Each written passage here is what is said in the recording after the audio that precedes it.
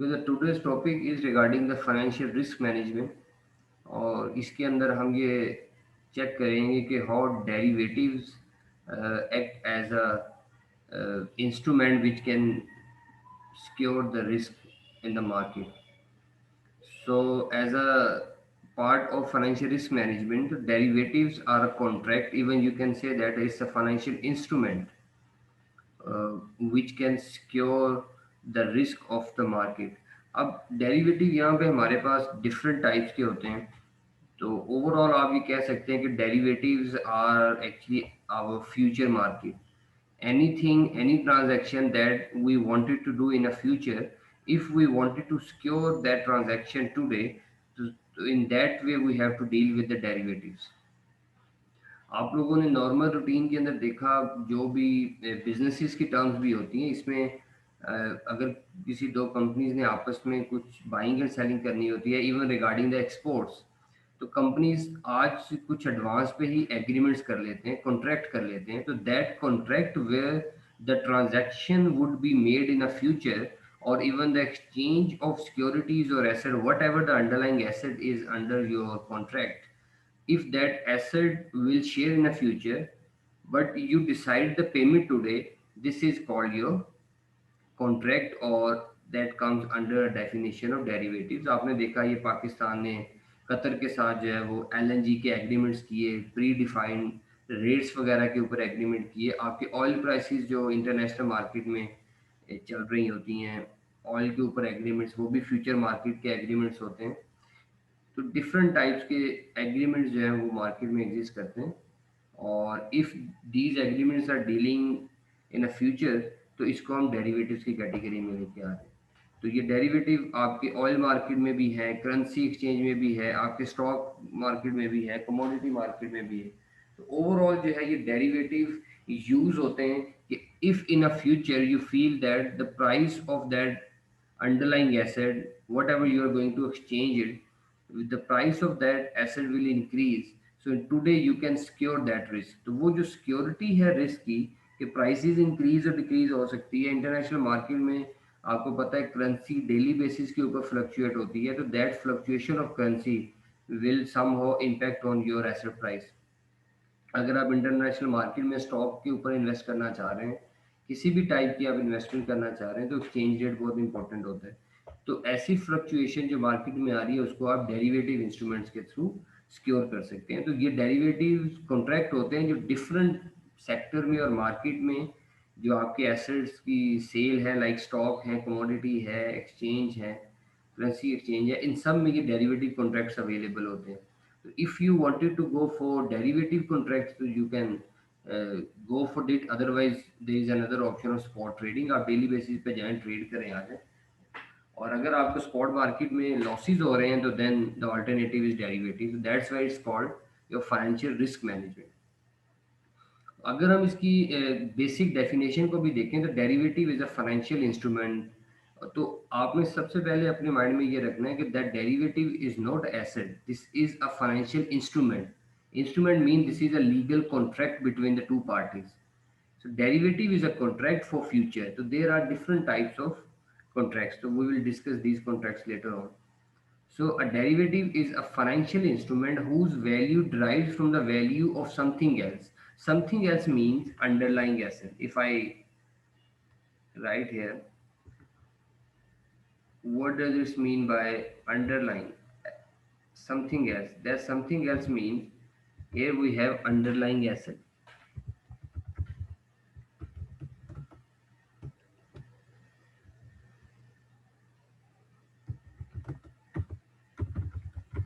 Here we have underlying asset. So that underlying asset will determine the value of derivative as well. Let's suppose you are going to decide, okay, after 2 months I wanted to buy a stock of IBM, जैसे आपने यहाँ पे हम बात कर रहे हैं, आप IBM का स्टॉक परचेज करना चाहते हैं आफ्टर 3 months, और you wanted to do a contract today, you wanted to sign a contract today, with that assumption that in a future the price of that asset might increase or a decrease। अब ये दो चीज़ें आपके पास हैं और आपको पता है कि फ्यूचर में ये शेयर की प्राइस इंक्रीज हो जाएगी, तो मैं आज ही जो है वो शेयर की price for a given market rate, जो भी उस वक्त इस डेरिवेटिव कॉन्ट्रैक्ट के अगेंस्ट रेट अवेलेबल होगा, आप उस पर परचेज कर लेते हैं।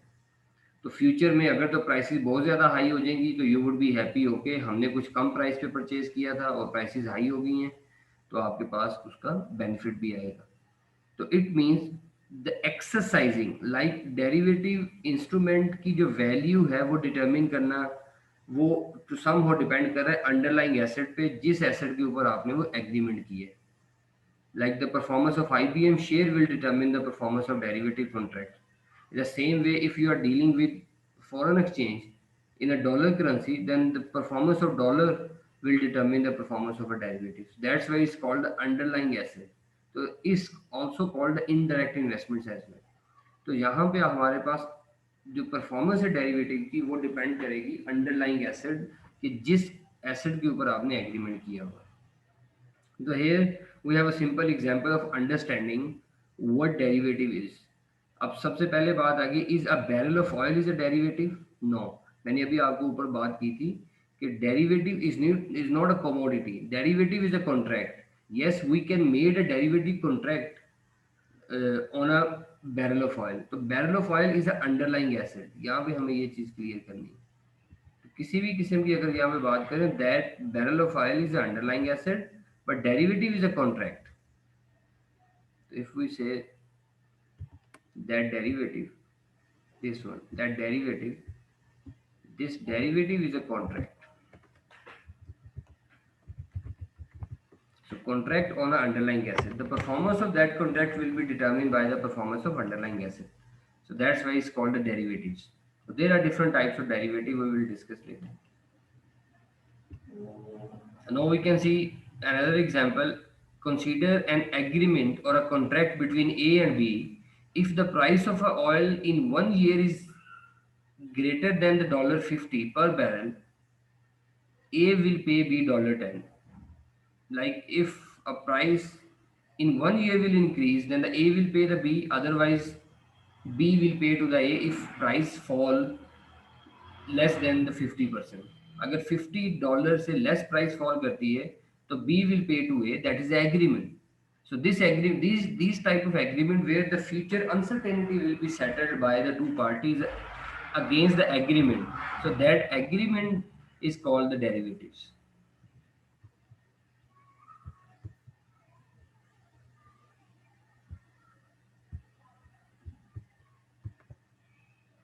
Again, this is the definition. I have explained already.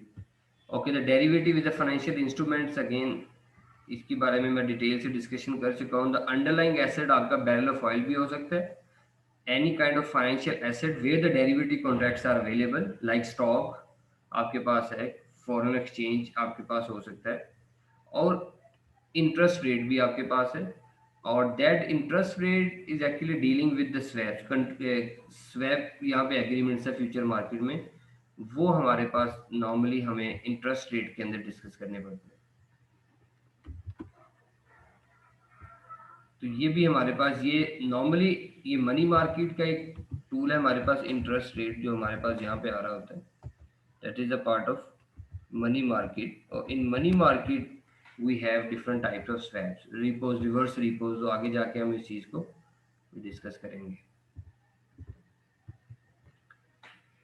तो ये डेरिवेटिव्स की जो टर्म्स हैं नॉर्मली मार्केट में यूज होती है अंडरलाइंग एसेट में, we can call it derivative, derivative security, derivative asset, derivative instrument, derivative products, whatever the name you can call it.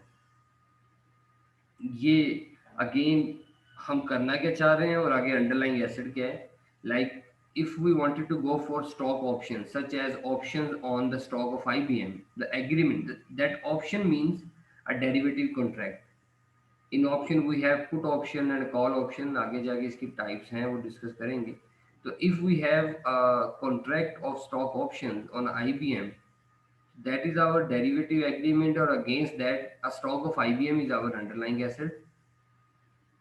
Stock index option such as an option on S&P 100 index, अगर हमारे पास कुछ ऐसा portfolio है जिसमें S&P standard and poor 100 index के assets हैं, तो इस केस के अंदर a portfolio stock such as a portfolio stock comprising the S&P 100 index is underlying asset.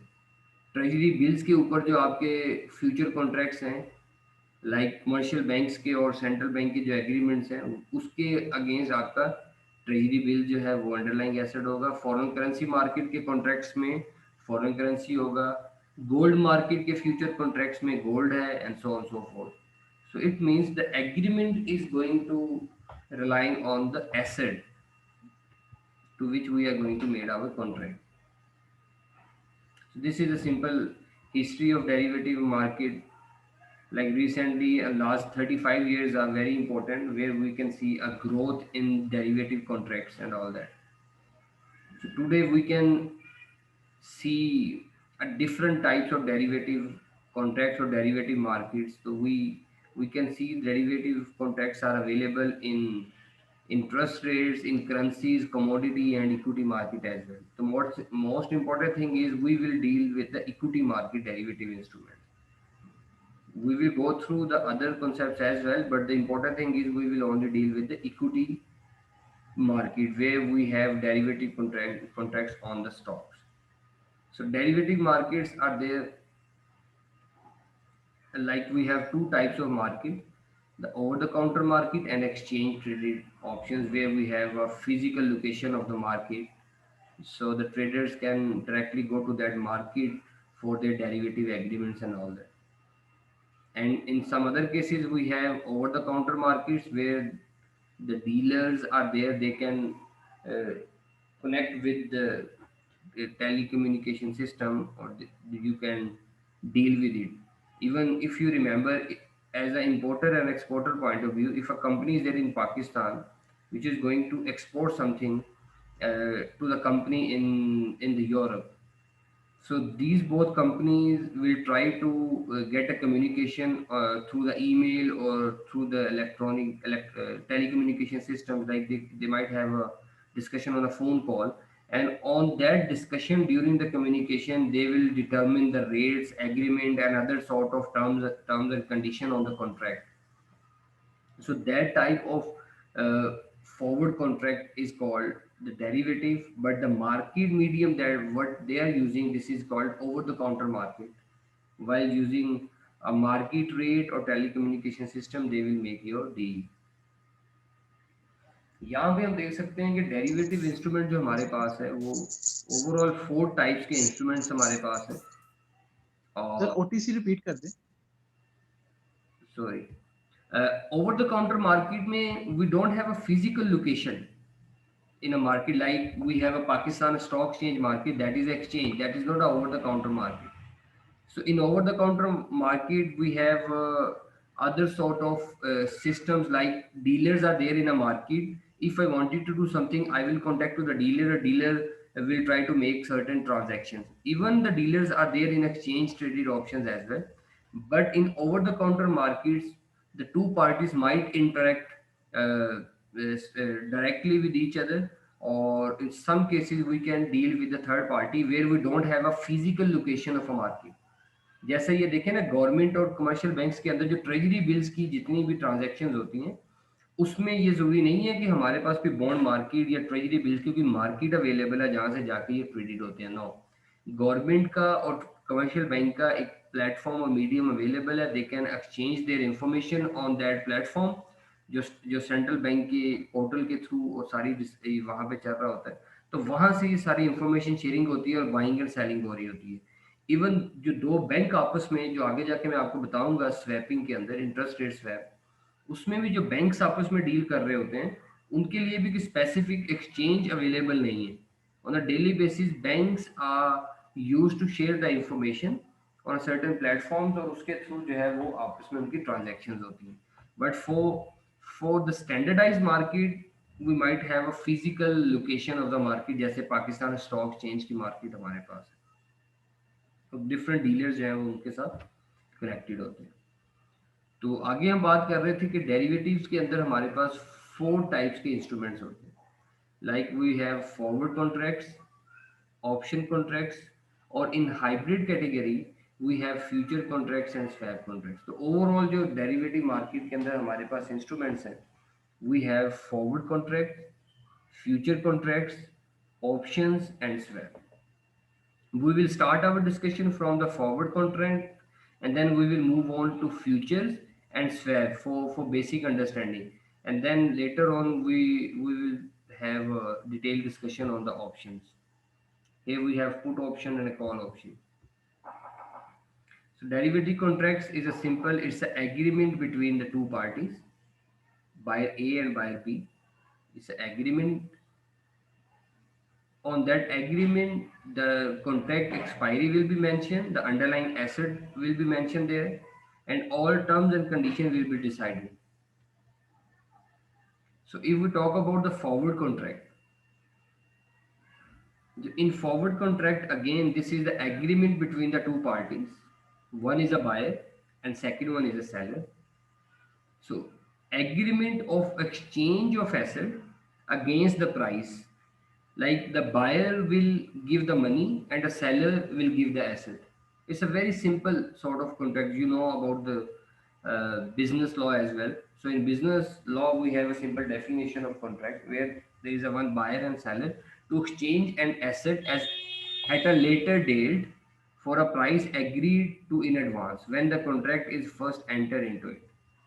अब इसमें देखा आपने कि एक एग्रीमेंट है सिंपल और that is called your forward contract, और आपकी इंटरनेशनल एक्सपोर्ट में जितनी ट्रांजैक्शन हो रही हैं वो भी सब यहाँ पे हमारे फॉरवर्ड कॉन्ट्रैक्ट्स के थ्रू ही होती है।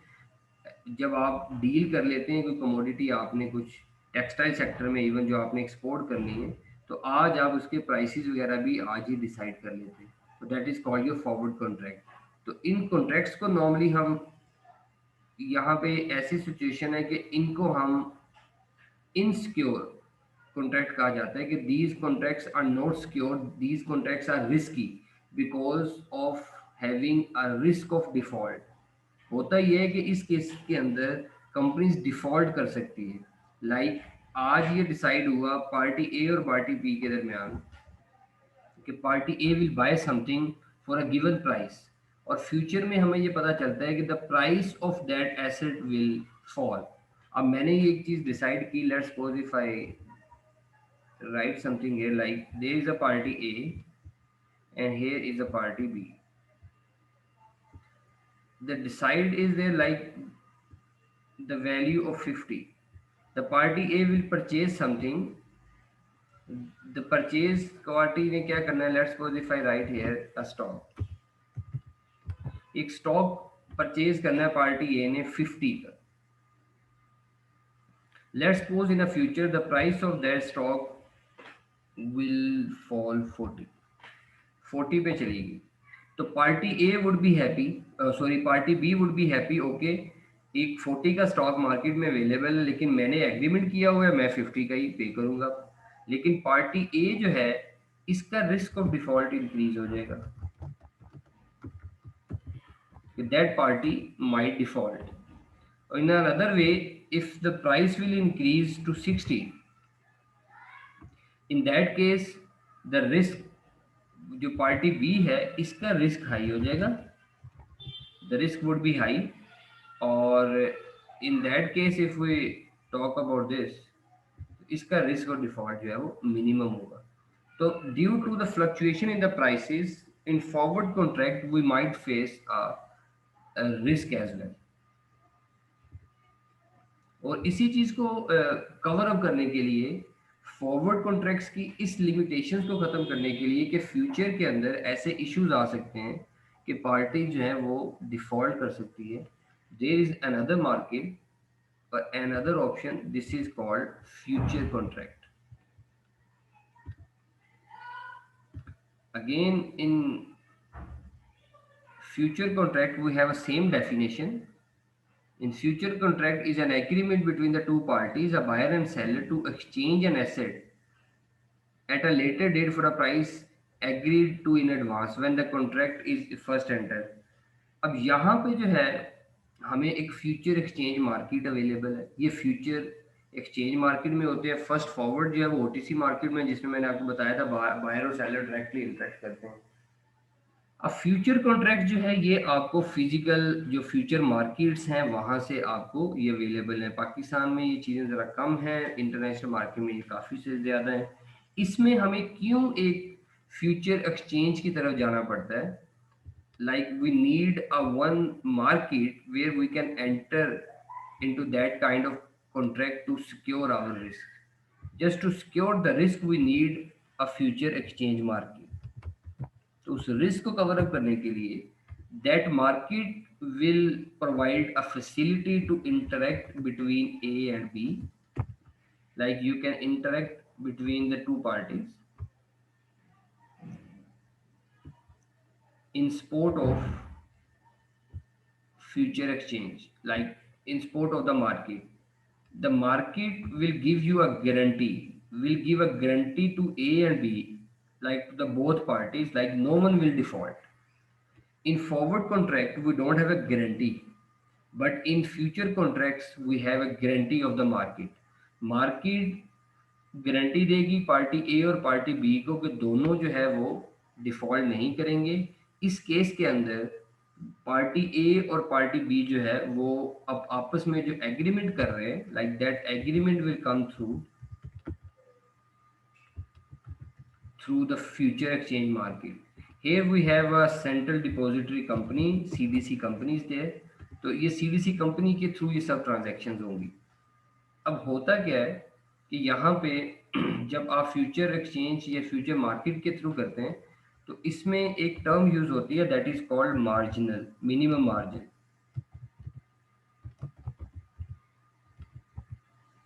Minimum margin. Okay, here I will draw that account जहाँ से हम इसकी अंडरस्टैंडिंग करेंगे what is the meaning of minimum margin.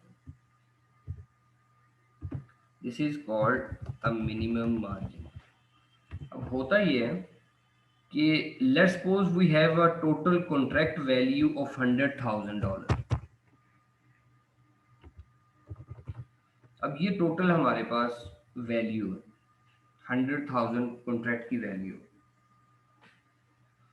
अब जो फ्यूचर एक्सचेंज मार्केट है वो पार्टी ए और पार्टी बी को कहेगी कि you need to manage your minimum margin amount in the accounts. दोनों कंपनीज क्या करेंगी, हेयर द पार्टी ए और party B both parties will open account in the CDC company जो कि फ्यूचर एक्सचेंज के साथ लिंक होगा. यहाँ पे फ्यूचर एक्सचेंज में प्राइसेस की फ्लक्चुएशन है. Like if I am talking about 100,000 value of stock, ये किसी कंपनी के स्टॉक की ट्रेडिंग है ना, तो वो भी आपके पास जो स्टॉक चेंज मार्केट में ही एक फ्यूचर एक्सचेंज की भी ऑप्शंस होती हैं. अब वहाँ पे सीडीसी कंपनी है, दोनों पार्टी सीडीसी कंपनी के अंदर सेंट्रल डिपॉजिटरी कंपनी है, इसमें अपना अकाउंट करेगी और वहाँ पे एग्रीमेंट पे ये है कि both companies will maintain minimum margin of 5%. तो यहाँ पे I can say I have party A, here that account is for party B. दोनों कंपनीज को कहा गया कि आप मिनिमम मार्जिन मेंटेन करें that is 5,000 here, 5,000 here as a guarantee, as a security, क्योंकि रिस्क और डिफॉल्ट को खत्म करना है. Party A is there, party B is there, minimum margin जो है वो डिफाइन हो गया. अब फ्यूचर में स्टॉक की प्राइस फ्लक्चुएट करेगी, प्राइस माइट फॉल और प्राइस माइट इंक्रीज. अब here party A is a buyer or that party is a seller. The price is agreed today. Let's suppose the price is of one stock is like we can say that 100 stock price है और total जो यहाँ पे stock है वो 1,000 का stock है, that is price.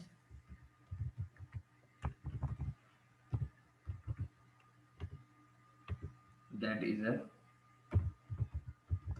stock quantity 1,000.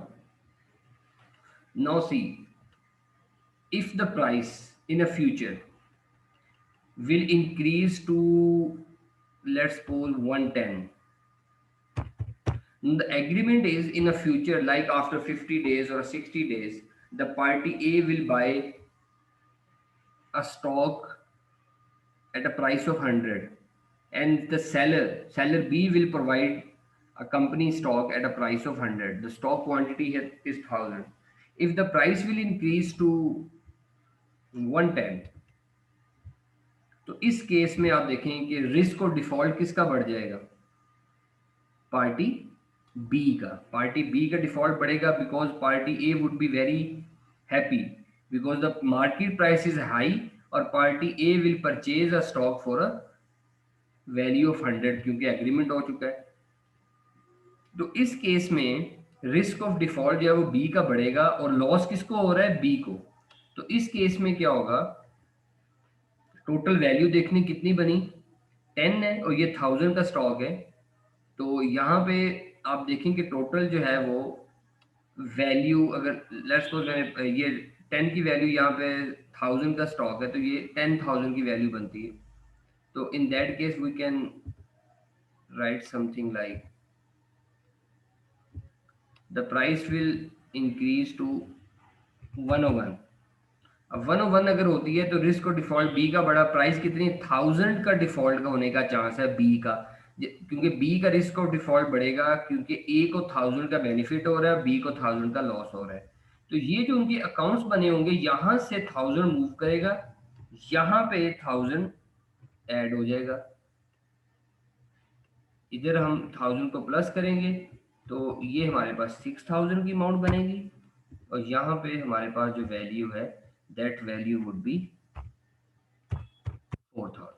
Again if the price increase up to 102 पे जाएगी तो अगेन पार्टी ए के अकाउंट के अंदर 7000 हो जाएगा और पार्टी बी के अकाउंट में 3000 रहेगा। और फिर यहाँ पे मिनिमम मार्जिन भी होता है और कंपनी विल डिसाइड ओके, अगर मिनिमम मार्जिन किसी का 1% चला जाएगा तो ये मिनिमम मार्जिन 5% तक यहाँ पे पहले ही मेंटेन किया हुआ है ना, तो मिनिमम मार्जिन है 5%। अब यहाँ पे देखें, इसका बैलेंस देखें, यहाँ पे जब कंपनी ने देखा कि लॉसेस होते होते बी का जो मार्जिन है वो स्टार्टिंग मार्जिन था वो उसके पास 5% तक उसने ऐड किया, नो 3000। अब कंपनी ने ये कहा कि जैसे ही 3000 की वैल्यू के ऊपर इनका मार्जिन जाएगा तो इसको मार्जिनल कॉल आ जाएगी, this part is called a marginal call. CDC company क्या करेगी, मार्जिनल कॉल देगी पार्टी बी को कि आप अपना बैलेंस मेंटेन करें 5000 पे, क्योंकि आप डिफॉल्ट करने के आपके चांस ज़्यादा बन रहे हैं क्योंकि प्राइसेस जो है वो इंक्रीज कर रही हैं। और अगर प्राइसेस डिक्रीज करना शुरू कर देंगी तो ये अमाउंट जो है वो रिवर्स होना शुरू हो जाएगी। तो ये एक बैलेंस मेंटेन किया जाता है फ्यूचर कॉन्ट्रैक्ट्स के अंदर ताकि दोनों पार्टी जो हैं वो मार्केट में इंटैक्ट रहें, अपने एग्रीमेंट के साथ डिफॉल्ट ना करें। और अगर कोई पार्टी डिफॉल्ट कर जाएगी तो तब तक का सारा बेनिफिट जो है वो पार्टी ए को या बी को पहले से फॉरवर्ड हो चुका होता है। In that case, if party B will default on 1 or 2 तो पार्टी A को उसका बेनिफिट जो है वो ट्रांसफर हो चुका होगा। So this is called our future contracts. तो इस तरह जो है ये फ्यूचर कॉन्ट्रैक्ट्स जो है वो मार्केट में डील कर रहे होते हैं just to give the security. The next option like the next category is options. Here we have a put option and a call option, or that will be discussed in our next topic.